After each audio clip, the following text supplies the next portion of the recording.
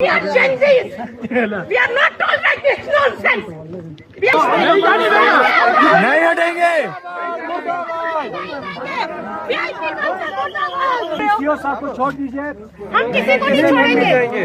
हमारे टैक्स से सबको सैलरी जाती है, हम इसलिए टैक्स నిజంగా మన ఆర్మీ సహనానికి చాలా మెచ్చుకోవాలండి. ఆవిడంతగా రెచ్చగొడుతూ మాట్లాడుతున్నా సరే కోప్పడకుండా ఎంతో ఓపికతో సమాధానం చెప్పారే గాని అస్సలు కోప్పడలే ఆవిడ మీద. మ్యాటర్ ఏంటంటే లడాక్ లో ఓ ప్రాంతంలోకి టూరిస్ట్ వెహికల్స్ వెళ్తున్నప్పుడు వాతావరణం కారణంగా వెహికల్స్ ని ఆపేశారనమాట. 5 hours వరకు లోపలికి అలౌ చేయలేదు. దీంతో ఆవిడ మేము జంజీలం జంతర్ మంతర్ లో ఏమైందో తెలుసుగా, డబ్బు కట్టింది వెయిట్ చేయటానికే, విఐపీలు మాత్రం పంపిస్తున్నారు, మమ్మల్ని ఎందుకు పంపించట్లేదు, మేము కడుతున్న ట్యాక్స్ వల్లే మీకు సాలరీస్ వస్తున్నాయి అనేసి ఇష్టం వచ్చినట్లు మాట్లాడింది.